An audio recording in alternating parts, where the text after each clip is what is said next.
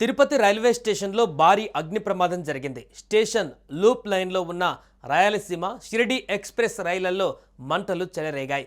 రెండు రైళ్లలోని బోగీలలో మంటలు చెలరేగడంతో ప్రయాణికులు భయంతో పరుగులు తీశారు. అగ్నిమాపక సిబ్బంది అక్కడికి చేరుకొని మంటలను అదుపు చేస్తున్నారు. బోగిని తొలగించడంతో పెను ప్రమాదమే తప్పింది. తిరుపతి రైల్వే స్టేషన్లోనే లూప్ లైన్లో ఆగి ఉన్న ప్యాసింజర్ రైల్లోని బోగీలలో ఈ మంటలు వచ్చాయి. ప్రమాదం జరిగిన సమయంలో రైలులో ఎవరూ లేకపోవడంతో పెద్ద ప్రమాదం తప్పింది. విషయం తెలిసిన వెంటనే రైల్వే సిబ్బంది, ఫైర్ సిబ్బంది స్పాట్కు చేరుకొని మంటలను అదుపులోకి తెచ్చారు. మంటలు వచ్చిన రైలు బోగీల పక్కనే మరో రెండు రైళ్లు ఆగి ఉండటం, మంటలు ఆ రైలు బోగీలకు అంటుకుంటాయో అనే భయం అందరిలో నెలకొంది. అలాంటిది ఏమీ జరగకుండా మంటలు అదుపులోకి రావడంతో అందరూ ఊపిరి పీల్చుకున్నారు. ఆగి ఉన్న రైలు బోగీలో మొదటగా మంటలు వచ్చాయి.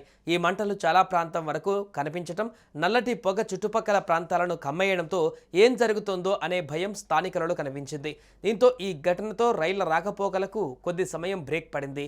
ప్రమాదానికి కారణాలు ఏంటి, ఆగి ఉన్న రైలు బోగీలలో మంటలు ఎలా వచ్చాయి అనే విషయాలపైన విచారణ చేస్తున్నారు రైల్వే అధికారులు. ఇస్సార్ ఎక్స్ప్రెస్ రైలు రైల్వే స్టేషన్కు చేరుకొని ప్రయాణికులను దించివేసింది. అనంతరం కొంత దూరం వెళ్లి నిలిపివేశారు. ఈ క్రమంలోనే ఒక్కసారిగా మంటలు చెలరేగడంతో ఒక్కసారిగా ఉలికిపడ్డారు. పక్కనే ఉన్న మరో ట్రైన్ను మంటలు అంటుకున్నాయి. అయితే లోపల ఎవరన్నా ఉన్నారా లేదా అనేది తెలియాల్సి ఉంది. ఆకతాయిల పనా లేదంటే షార్ట్ సర్క్యూటే అనేది కనిపెట్టే పనిలో పడ్డారు రైల్వే పోలీసులు.